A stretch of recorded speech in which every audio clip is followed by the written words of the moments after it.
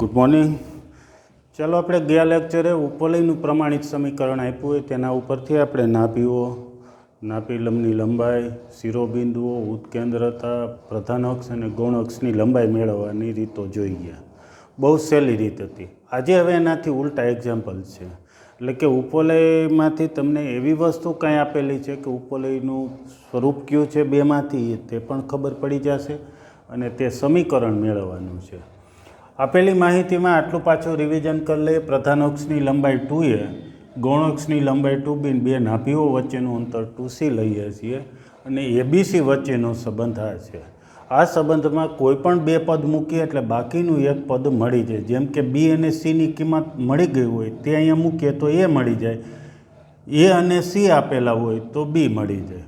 ઉત્કેન્દ્રતાનું સૂત્ર E બરાબર C/A છે. જ્યારે ક્યારે ઉત્કેન્દ્રતા મળે તો ઉપવલયમાં ઉત્કેન્દ્રતા 0 થી 1ની વચ્ચે હોય છે, પરવલયમાં ઉત્કેન્દ્રતા 1 હોય છે ફિક્સ. પણ જ્યારે ઉપવલયમાં ઉત્કેન્દ્રતા બદલતી હોય છે એના સ્વરૂપ ઉપર બદલાય છે.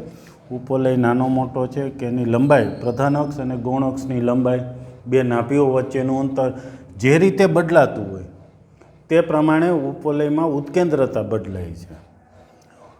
આ પ્રકારનો ઉપવલય એટલે કે પ્રધાન અક્ષ એક્સ અક્ષ પર હોય તેમાં બે નાભીઓ વચ્ચેનું અંતર 2c લીધું છે એટલે એ નાભીના યામ C0 અને -C0 થાય.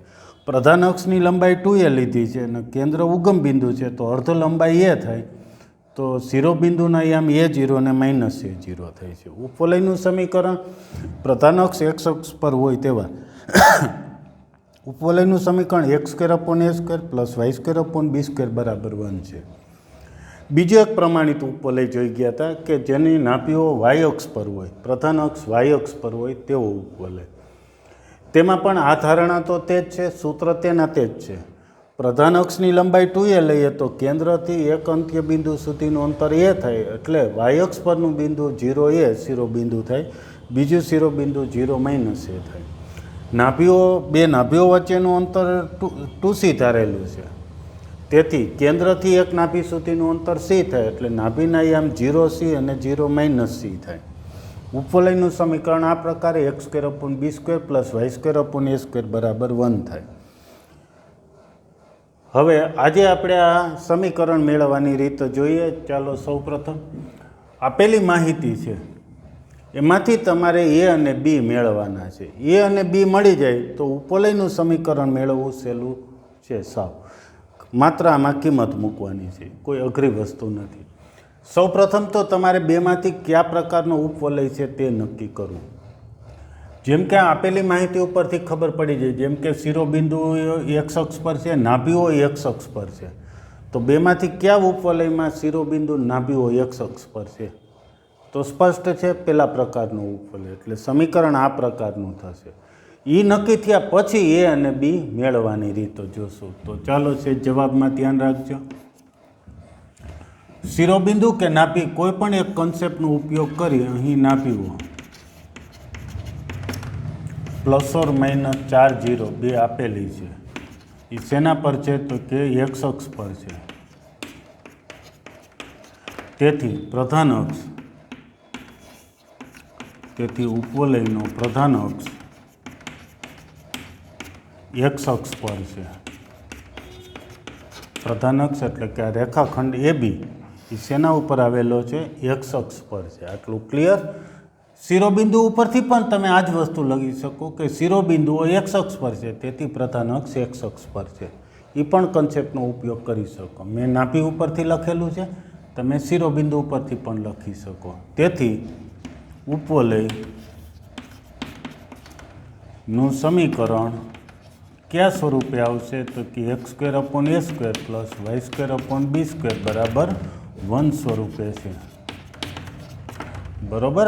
આપણને પ્રકાર ખબર પડી ગયો કે બેમાંથી કયા પ્રકારનું છે, કયા સ્વરૂપનું ઉપવલયનું સમીકરણ છે. હવે આપણું કામ આ સ્વરૂપ નક્કી થયું પછી a અને b મેળવવાના છે. તો જોઈએ આ ઉપવલયની નાભીઓ અને શિરોબિંદુઓ. શિરોબિંદુઓ આ ઉપવલયના શું છે? ±A0 અને નાભીઓ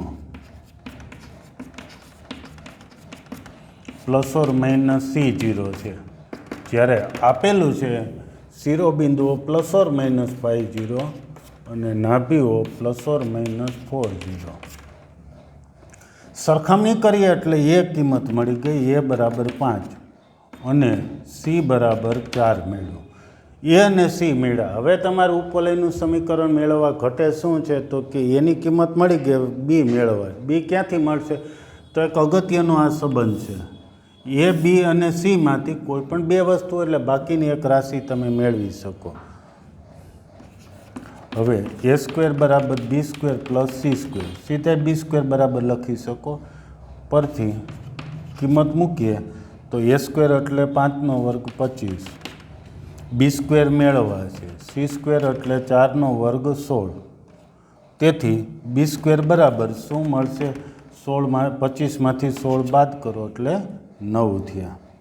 તેથી માગેલ ઉપવલય x² plus y² is equal to 1. x² ના છેદમાં a², એટલે કેટલા થશે? 5નો વર્ગ. y² એટલે b² એટલે 9 છે, એટલે 5નો વર્ગ એટલે તમે 25 લખી શકો. માગેલું ઉપવલય આ છે.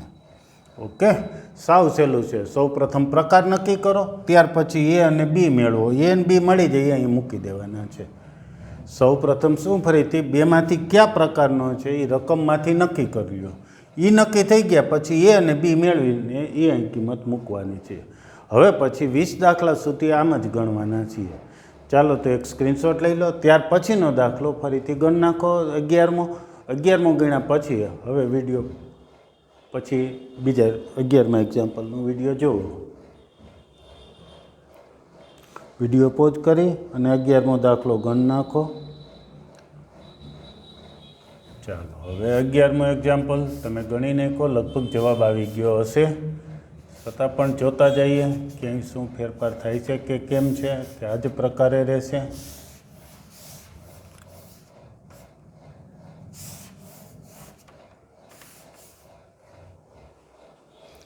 તો હવે ઉપવલય છે, નાભીઓ શિરોબિંદુઓ 0 ± 13 છે, 0 ± 13 છે 11મા એક્ઝામ્પલમાં, અને નાભીઓ છે 0 ± 5. તો ઉપવલયનું સમીકરણ મેળવવું છે. કોઈ જ વાંધો નહીં. પહેલાં તો નાભી કે શિરોબિંદુઓ બેમાંથી એક કન્સેપ્ટનો ઉપયોગ કરી. નાભી 0 ± 3, x આમ 0 છે એટલે y અક્ષ પર આવે. તેથી પ્રધાન અક્ષ y અક્ષ પર છે. તેથી ઉપવલયનું સમીકરણ x² b², y² a². ખાલી એ અને બી જ બદલાઈ ગયા. જે અહીંયા એ માપ હતું એને બદલે એ માપ અહીંયા y અક્ષ પર લીધું છે, એટલે સમીકરણમાં એટલો ફેરફાર આવ્યો. હવે શિરોબિંદુઓ આપ્યા છે 0 ± 13. આ ઉપવલયના શિરોબિંદુઓ થશે 0 ± a, નાભીઓ 0 ± c. આ ઉપવલયની છે આપેલી માહિતીમાં આપેલું છે શિરોબિંદુ, નાભીઓ. સરખાવીએ તો a બરાબર 13 મળશે, c બરાબર 5 મળ્યું. એ અને સી મળી ગયા. આ સૂત્રમાં એ અને સીની કિંમત મૂકશો એટલે બી મળી જશે. સિમ્પલ છે. તો ચાલો આમાં કિંમત મૂકીએ. a² એટલે 13નો વર્ગ 169, b² c², c એટલે 5 છે તો c² એટલે મૂકીએ 25, 25 આમને આવશે એટલે b² એટલે 144. બી લખવા હોય તો 12 થાય. ઉપવલયનું સમીકરણ તો આ સૂત્રમાં હવે તમારે કિંમત મૂકવાની છે. x² ના છેદમાં b² લખવાનું છે, કારણ કે હવે પ્રધાન અક્ષ y અક્ષ પર છે. x² ના છેદમાં તમારે b² ની કિંમત, b² એટલે 144, y² ના છેદમાં a² એટલે આપણને 13નો વર્ગ 169. આ પ્રકારે સમીકરણ મળ્યું. સાવ સહેલો. ચાલો તો વિડીયો પોઝ કરી મોઢે ગણ નાખો. મોઢે ગણ્યા પછી 12મો એક્ઝામ્પલ પાછો તમે ગણવાનું શરૂ કરી દો. ગણવા પછી ગણવો સાવ સહેલો છે. 1 મિનિટ સાંભળી લો. પહેલાં પ્રકાર નક્કી કરી લો, બેમાંથી કયા પ્રકારનો છે. માહિતી ઉપરથી ખબર પડી જ જવી જોઈએ કે બેમાંથી કયા પ્રકાર નક્કી થઈ ગયા પછી એ અને બી મેળવી અને સમીકરણમાં મૂકી દો એટલે તમને ઉપવલયનું સમીકરણ મળી જશે. ઓકે, ચાલો તો ગણવાનું શરૂ કરી દો. હવે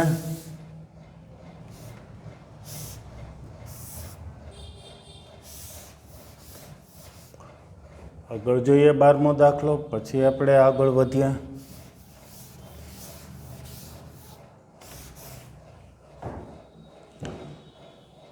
શિરોબિંદુઓ અને નાભીઓ આપી છે. પહેલા એક્ઝામ્પલ જેવો જ છે અને લગભગ જવાબ આવી ગયો હશે.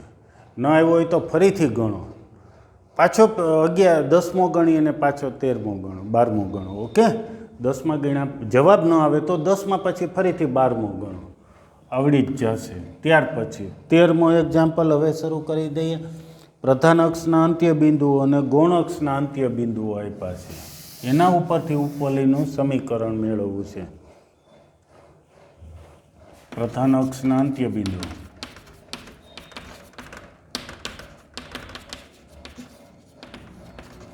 પ્રધાન અક્ષના અંત્ય બિંદુઓ આપ્યા છે ±30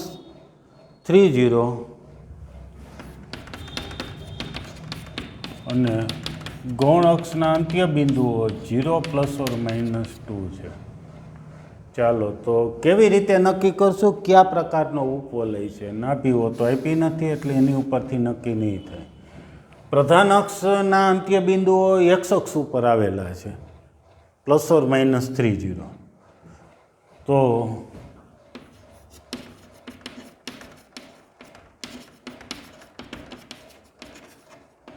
પ્રધાન અક્ષના અંત્ય બિંદુ ±30 એ એક્સ અક્ષ પર છે. તેથી ઉપવલયનો પ્રધાન અક્ષ એક્સ અક્ષ પર છે. તેથી ઉપવલયનું સમીકરણ આ પ્રકારનું છે. બરોબર. આ પ્રધાન અક્ષના અંત્ય બિંદુને બદલે ગૌણ અક્ષના અંત્ય બિંદુને આધાર બનાવી પણ તમે લખી શકો કે ગૌણ અક્ષ વાય અક્ષ પર છે એટલે પ્રધાન અક્ષ એક્સ અક્ષ પર છે. તેથી સમીકરણ તો આ જ થશે. હાલો, હવે એ અને બી મેળવવા છે તો આપેલી માહિતી સાથે સરખાવી દો. સાવ સહેલો છે. અહીં પ્રધાન અક્ષના અંત્ય બિંદુઓ, આ ઉપવલયના પ્રધાન અક્ષના અંત્ય બિંદુ ±a0 અને ગૌણ અક્ષના અંત્ય બિંદુ 0 ±b છે. જ્યારે આપેલા છે તે ±30 અને 0 ±2 છે. સરખાવો તો એ અને બી મળી ગયા.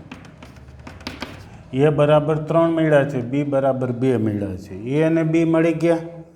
હવે કોઈ વસ્તુ મેળવવાની જરૂર નથી, આપણે તો સ્વરૂપ નક્કી થઈ જાય. ત્યાર પછી એ અને બી મેળવવાના. એ અને બી મળી જાય તેને આ ઉપવલયના સમીકરણમાં મૂકી દો. માગેલું ઉપવલય સમીકરણ 1 પરથી x² ના છેદમાં a² એટલે 9, y² ના છેદમાં b² એટલે 4. ઘણી વખત આનું લસા લીધેલું સ્વરૂપ 9 ચોક 36 લસા આવે એટલે કે કરીને પણ તમે લખી શકો. એટલે કે 36 લસા લ્યો તો 4x² 9y² બરાબર 36 છે. વિકલ્પમાં MCQ હોય તો ક્યારેક આ સ્વરૂપે વિકલ્પો આપેલા હોય, ક્યારેક આ સ્વરૂપે એટલે કે લસા લીધેલ સરળ સ્વરૂપે આપેલા હોય. ઓકે, એ માત્ર સ્વરૂપ જુદું કહેવાય. ઉપવલય તો બે એકનું એક જ કહેવાય. ચાલો તો 13મો ગણ નાખો. 13માં પછી ફરીથી પાછો 14મો આવો જ છે. જાતે ગણો, વિડીયો પોઝ કરી અને ત્યાર પછી ફરીથી આપણે વિડીયો જુઓ. એટલે 14મો એક્ઝામ્પલ, પ્રધાન અક્ષના અંત્ય બિંદુ અને ગૌણ અક્ષના અંત્ય બિંદુ આપ્યા છે. શું સમીકરણમાં ફેરફાર થાય એ જોતા જઈએ, સમજતા જઈએ. આપેલી માહિતી જોઈએ. એ બી મળી જશે, એ બી મળી જશે એટલે ઉપવલયનું સમીકરણ મળી જશે. બરોબર છે. પ્રધાન અક્ષના અંત્ય બિંદુઓ હવે 14મા દાખલામાં 0 ± √5 આપ્યા છે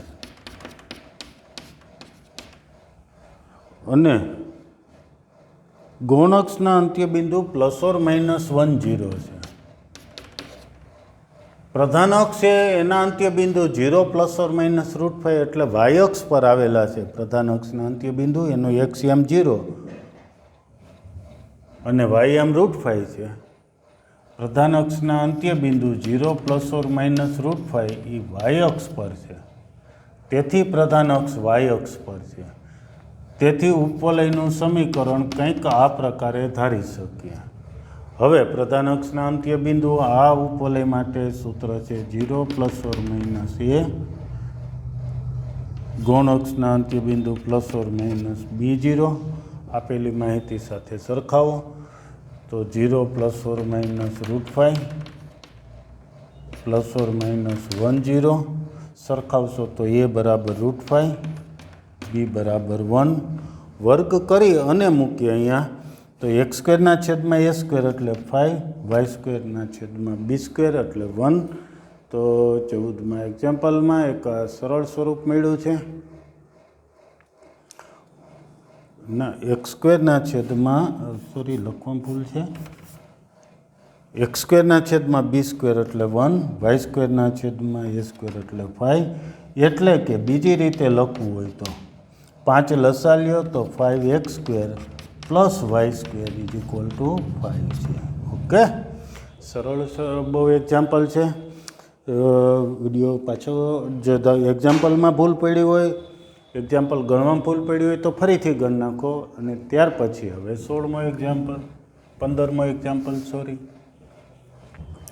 15મો એક્ઝામ્પલમાં પ્રધાન અક્ષની લંબાઈ અને નાભીઓ આપેલી છે. પ્રધાન અક્ષની લંબાઈ અને નાભીઓ એ બે ઉપરથી આપણે ઉપવલયનું સમીકરણ મેળવવું છે.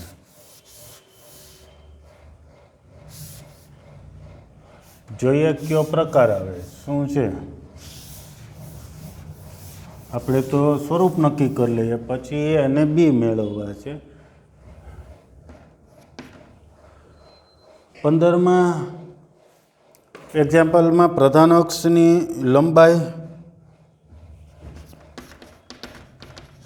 26 છે અને નાભીઓ ±50 આપેલી છે. હોય તેવા ઉપવલયનું સમીકરણ મેળવવું સાવ સહેલું છે. જ ધ્યાન રાખો. બેમાંથી કેના ઉપરથી ખબર પડશે કે ઉપવલય કયા પ્રકારનો છે? તો પ્રધાન અક્ષની લંબાઈ તો બંનેમાં હોય છે, બંને માટે સૂત્ર એક જ છે. પ્રધાન અક્ષની લંબાઈ એટલે પ્રધાન અક્ષની લંબાઈ તો બંનેમાં હશે. અહીંયા પણ 2a છે, અહીંયા પણ 2a છે. પ્રધાન અક્ષની લંબાઈ ઉપરથી કયો ઉપવલય છે ખબર નહીં પડે, પણ નાભીઓ ±50 એ x અક્ષ પર છે, બરાબર. y0 છે એટલે x અક્ષ પર છે, એટલે પ્રધાન અક્ષ x અક્ષ પર છે. તેથી ઉપવલયનું સમીકરણ કંઈક આ પ્રકારનું છે. આટલું સાવ ક્લિયર. હવે આગળ વધીએ.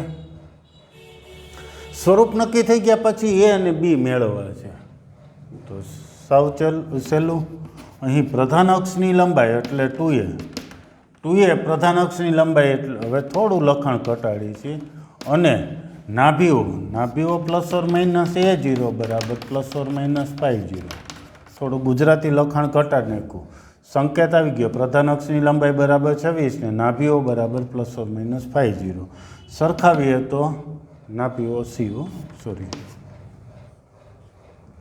એ બરાબર 13 મળશે અને સી બરાબર 5 મળ્યા. એ અને સી મળી ગયા. હવે શું ઘટે છે તો કે બી મેળવવા છે. આ સંબંધ ઉપરથી મળી જશે.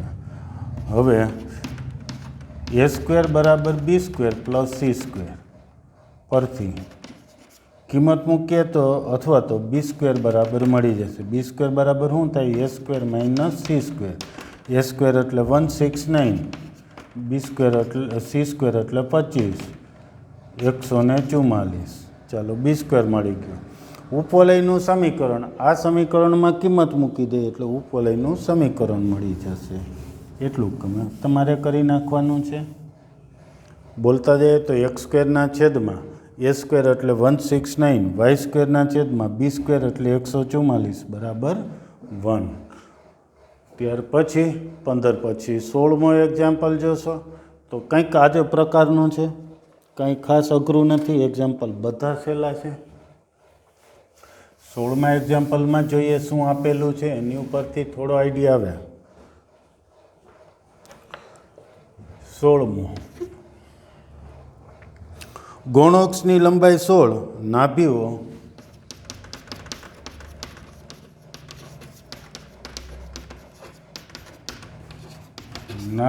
આપી છે, નાભીઓ આપેલી છે ±0 ±6. થોડો કેમ ગણવો એની હિન્ટ આપી દઉં છું, ગણજો તમે. ગૌણ અક્ષની લંબાઈ ઉપરથી ઉપવલય કયા પ્રકારનું એ ખબર નહીં પડે, બંનેમાં ગૌણ અક્ષની લંબાઈ 2b જ છે, પણ નાભીઓ વાય અક્ષ પર છે. નાભી 0 ±6 એ વાય અક્ષ પર છે, એવું લખજો. નાભીઓ 0 ±6 એ વાય અક્ષ પર છે, તેથી પ્રધાન અક્ષ વાય અક્ષ પર છે, તેથી ઉપવલયનું સમીકરણ x²/b² + y²/a² = 1 સ્વરૂપનું આવશે. પછી આપેલ પદ આપેલા છે એની સાથે સરખામણી કરો એટલે એ અને સી મળી જશે, આ સૂત્ર પરથી બી મળી જશે. ઉપવલયનું સમીકરણમાં મૂકી દેજો એટલે ઉપવલયનું સમીકરણ થઈ જશે. 16 પછી 17મો સાવ સહેલો છે.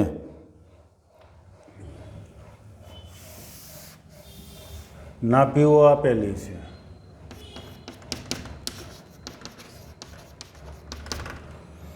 નાભીઓ ±30 અને એની કિંમત સીધી આપેલી, એ બરાબર 4 હોય. એ બરાબર 4 એટલે ગુજરાતીમાં સંકેતમાં લખેલું છે, એને બદલે એવું પણ લખેલું હોય અર્ધપ્રધાન અક્ષની લંબાઈ 4 હોય. અર્ધપ્રધાન અક્ષની લંબાઈ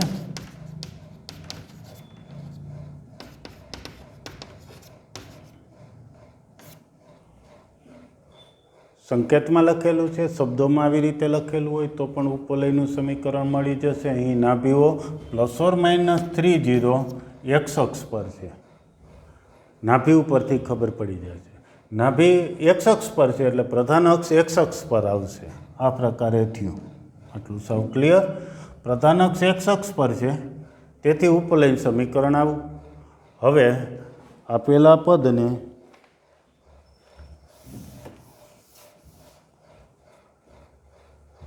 નાભીઓ એટલે કે ±C0 એને ±30 સાથે સરખાવો એટલે તથા એ બરાબર 4 આપ્યું છે, તેથી C બરાબર 3, એ બરાબર 4. એ અને સી ની કિંમત અહીંયા મૂકશો એટલે b² મળી જશે. b² બરાબર a² - c². એમાં કિંમત મૂકીએ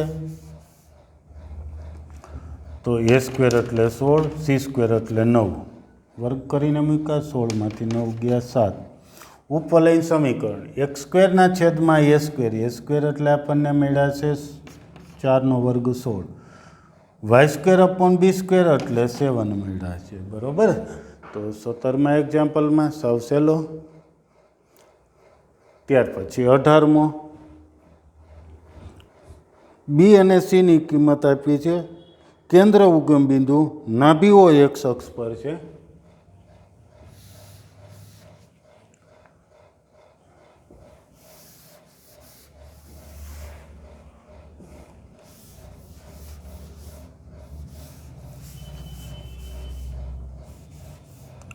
ચાલો ઘણું ખરું લખાણ તો એક સરખું જ રહેશે. બી બરાબર 3, સી બરાબર 4.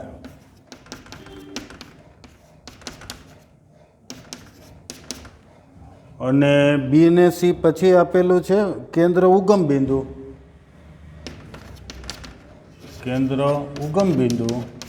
અને નાભી x અક્ષ પર છે.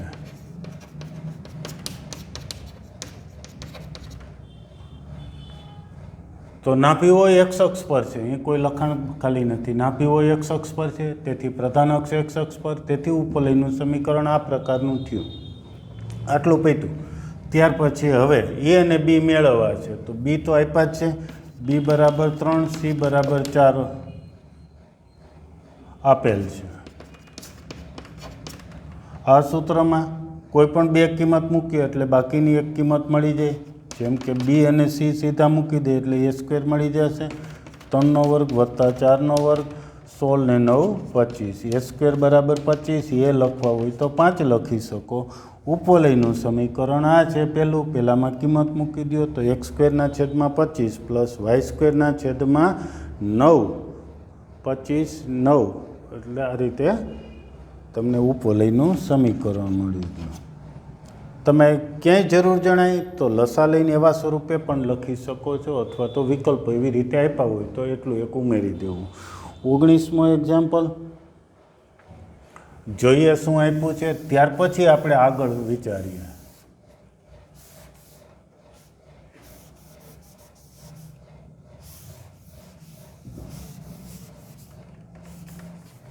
આટલું તો લગભગ સરખું જ રહે છે બધા એક્ઝામ્પલમાં, થોડું ઘણું બદલે છે. શું છે? કેન્દ્ર ઉગમ બિંદુ છે, કેન્દ્ર ઉગમ બિંદુ. ત્યાર પછી પ્રધાન અક્ષ વાય અક્ષ પર, પ્રધાન અક્ષ વાય અક્ષ પર. હજુ એક આપ્યું છે શિરોબિંદુઓ અને બિંદુઓ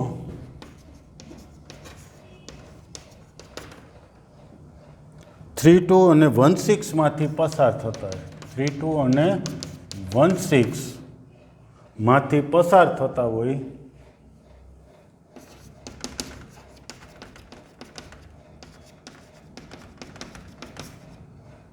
તેવા ઉપવલયનું સમીકરણ મેળવવાનું છે. સરસ એક્ઝામ્પલ છે, ધ્યાન રાખજો.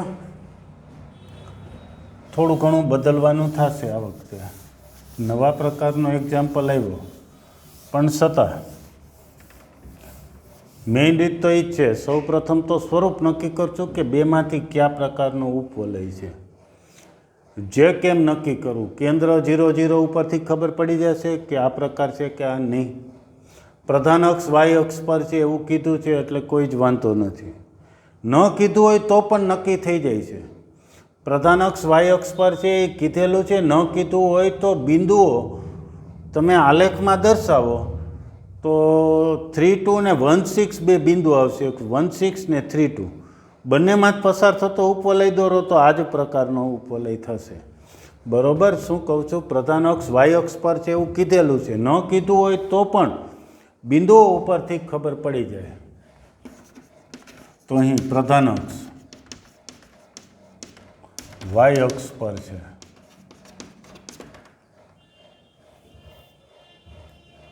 તેથી ઉપવલય x² upon b² plus y² upon a² બરાબર 1 પ્રકારનો છે. હાલો, પેલું સ્વરૂપ તો તરત ખબર પડી ગઈ. અહીંયા ફરીથી નોટ એક એક્ઝામ્પલ પૂરો થાય એટલે નોંધ એક લખી નાખજો કે પ્રધાન અક્ષ વાય અક્ષ પર છે તેમ આપેલ છે, તેમ ન આપેલ હોય તો બિંદુઓનું આલેખન કરો. આલેખમાં એટલે રફ આલેખન. પેજ ઉપર તમે x અક્ષ વાય અક્ષ દોરી અને આ બે બિંદુ મૂકી ઉપવલય દોરશો તો તે પ્રધાન અક્ષ વાય અક્ષ પર હોય તે પ્રકારનો ઉપવલય મળી જાય છે. હાલો, ઉપવલય આ પ્રકારનો છે, આનું કેન્દ્ર 0, 0 છે.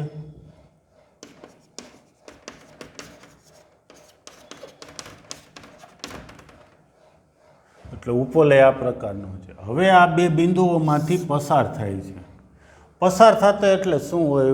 એ પરવલય હોય, વર્તુળ હોય, રેખા હોય વગેરે પસાર થતા કે એના પર આવેલા છે તો આ કિંમત આપણે એ સમીકરણમાં મૂકીએ છીએ. રેખામાં મૂકતા, પરવલયમાં અને વર્તુળમાં. એ જ રીતે ઉપવલયમાં એક્સની જગ્યાએ 3 મૂકશો, વાયની જગ્યાએ 2. એવી જ રીતે બીજા બિંદુ માટે 1 ને 6 મૂકી દઈશું. એવી જ રીતે આના પછી અતિવલય આવશે તો અતિવલયમાં પણ એમ જ પસાર થતા હોય એવું લખ્યું હોય ત્યારે કિંમત એમાં મૂકશું. આ ઉપવલય 3, 2 અને 1,6 માંથી પસાર થાય છે.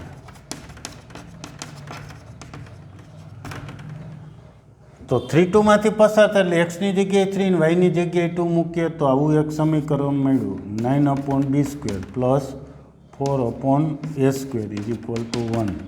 સમીકરણ પહેલું. અને હવે અહીંયા પહોંચ્યા 1,6 માંથી પસાર થાય એટલે 1 ને 6 મૂકીએ, 1 અપોન b² 36/a² = 1 આ બીજું સમીકરણ મળ્યું. સમીકરણ 1 અને 2 એ અને બી વાળા સમીકરણ છે. બંનેનો ઉકેલ મેળવો એટલે તમને એ અને બી મળશે. કોઈ પણ રીતે તમે એ અને બી મેળવી લો. એ બી મેળ્યા પછી શું કરવાનું છે તો સૌ ક્લિયર છે. દરેક એક્ઝામ્પલમાં એ બી મળે એટલે અહીંયા મૂકી દેશો એટલે ઉપવલયનું સમીકરણ મળી જાય. આપણે સૌ પ્રથમ પ્રકાર નક્કી કરવાનો, ત્યાર પછી એ અને બી મેળવવાના. આટલી જ રીત છે. તો ચાલો ઉકેલ મેળવવો છે તો સાવ સહેલું છે. બીજા સમીકરણને 9 વડે ગુણીને બાદ કરીએ એટલે બી વાળા પદનો લોપ થઈ જશે. શું? સમીકરણ 2 ને 9 વડે ગુણી એમાંથી સમીકરણ 1 બાદ કરતા ભાષા સમજાઈ ગઈ છે. સમીકરણ 2 × 9 એમાંથી પછી સમીકરણ 1 બાદ કરીએ તો 9 વડે ગુણીએ છીએ. ધ્યાન રાખો હું અહીંયા લખું છું 9 વડે ગુણ્યા અને બાદ કરીએ તો 9/b² માંથી 9/b² બાદ થયા એટલે ગયા. અને 9 વડે ગુણીએ તો 36 × 9 કેટલા થાય?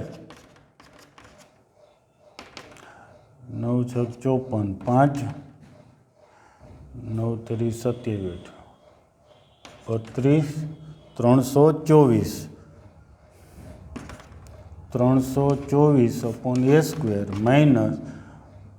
4/a² = 1. શું કર્યું છે? 9 વડે ગુણ્યા એટલે 9 વડે આને ગુણશો એટલે 324/a² થી એમાંથી સમીકરણ 1 બાદ કર્યું છે. અને અહીંયા 9 વડે ગુણ્યા એટલે 9 થયા, એમાંથી બાદ કરીએ 1. 9 વડે ગુણીને 1 બાદ કરીએ. ટૂંકમાં આખાને 9 વડે ગુણ્યા એમાંથી પહેલું બાદ કરેલું અહીંયા લખ્યું એ જ પ્રક્રિયા કરેલી છે. તો અહીંયા જોશો તો a² લસા અને 324માં 4 ગયા એટલે 320, સામે વધ્યા 8. સાદુરૂપ હજી આપીએ આગળ.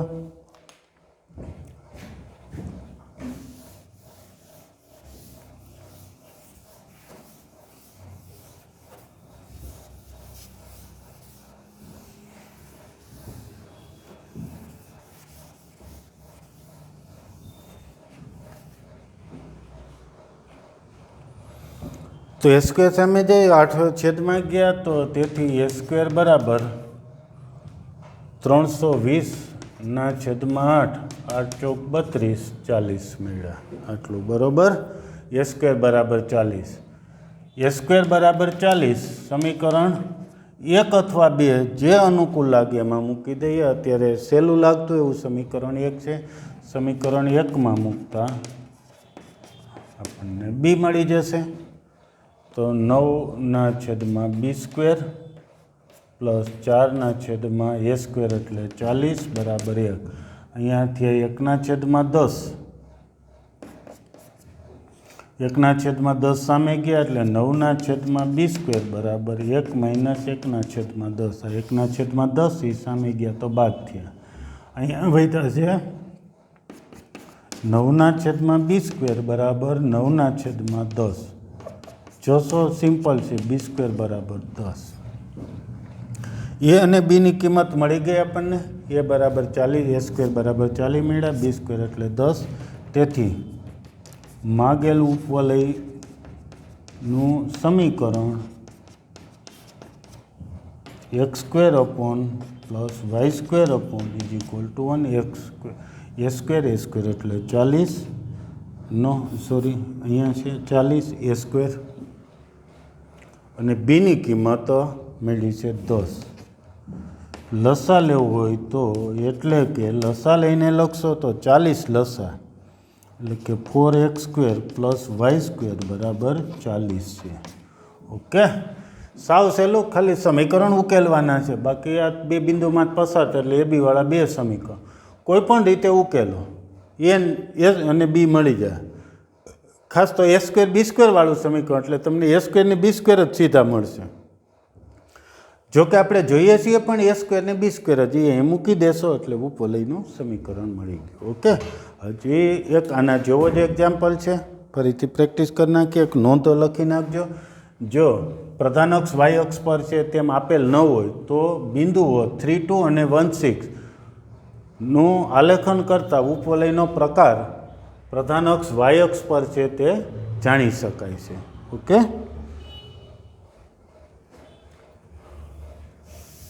ત્યાર પછી હજી એક આવો જ એક્ઝામ્પલ છે, છેલ્લો એક્ઝામ્પલ.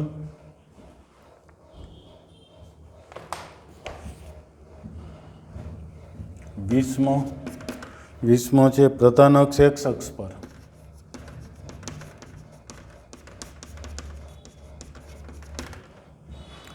અને 4 3 અને 6 2 માંથી પસાર થતા અને બિંદુઓ 4 6 4 3 અને 1 6 2 માંથી પસાર થતા હોય તેવા ઉપવલયનું સમીકરણ મેળવવું છે. આ જે પ્રકારે જોઈએ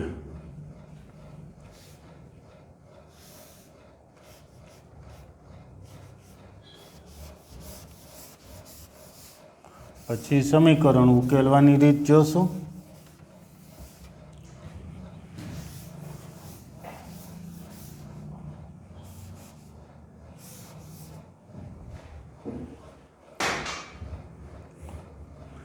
પ્રધાન અક્ષ x અક્ષ પર છે એમ કીધેલું છે.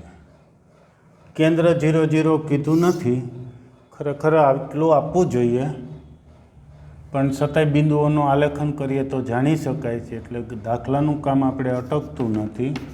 આવું પ્રમાણિત સમીકરણ ધારી શકીએ. હવે આ ઉપવલય એ 4 3 બિંદુ અને બીજું 6 2 આપેલા છે. 4 3 અને 6 2 માંથી પસાર થાય છે. પસાર થાય એટલે એક જ વાત, 4 3 એમાં મૂકી, એક્સની જગ્યાએ 4 મૂકો, 3 છે વાયની જગ્યાએ, એટલે 16/a², 9/b² બરાબર 1 એવું એક સમીકરણ મળ્યું. 6 2 માંથી પસાર થાય છે એટલે 6 ને 2 મૂકીએ તો આવું કંઈક થયું, 36/a², 4/b²=1.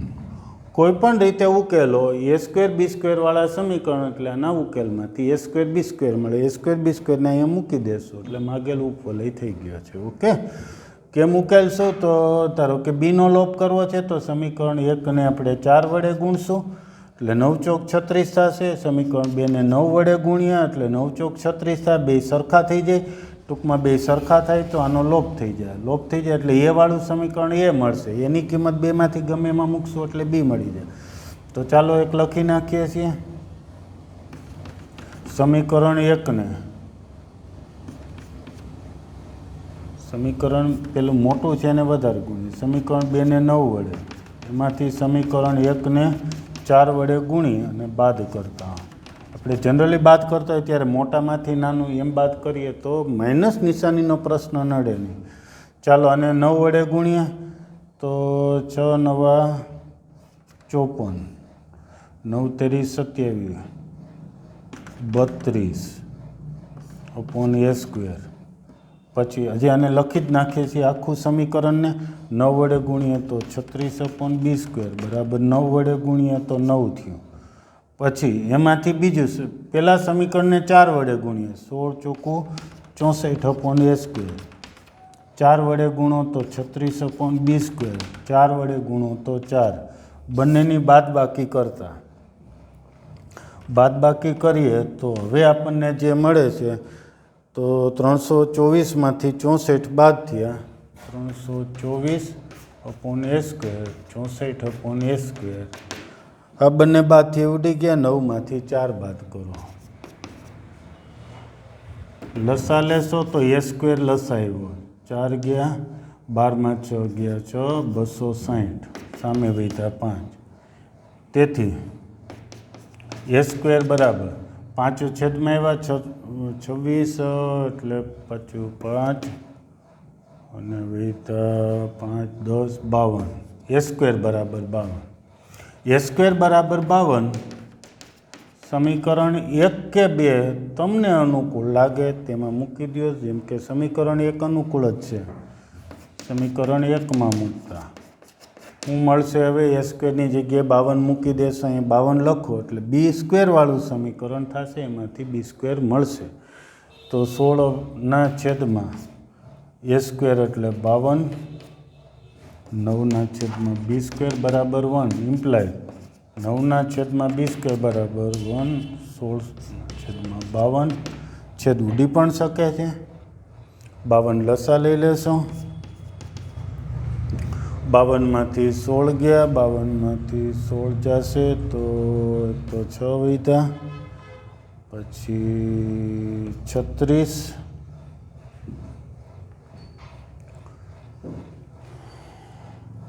તેથી b² બરાબર b² બરાબર શું થાય છે? b² ઉપર ગયા, 52 અહીંયા આવ્યા, 9/52 છેદ ઉડાડશો તો 9 ચોક 36, અહીંયા 4, પાછા 4 છેદ ઉડાડશો તો કેટલા વચ્ચે? 26 એટલે 13 વધશે. ઉપવલયનું સમીકરણ કિંમત મૂકી દો. x² એટલે 52, y² બરાબર 1. લસા લેશો તો 52 લસા x² + 4y² x² + 4y² 52 છે. સરસ એક્ઝામ્પલ. આ રીતના હજી 3 ઉદાહરણો કે છે એ ઉદાહરણો પાછા ગણી નાખજો. ઉપવલય પાછો એક વખત રિવિઝન કરી નાખજો. નેક્સ્ટ લેક્ચરથી આપણે અતિવલય શરૂ કરશું. ઉપવલય જેવું જ છે એમ સમજી લો. ઉપવલય આવડી ગયો એટલે અતિવલય ફ્રી છે. આટલું કમ્પ્લીટ કરી નાખજો. Okay, thank you.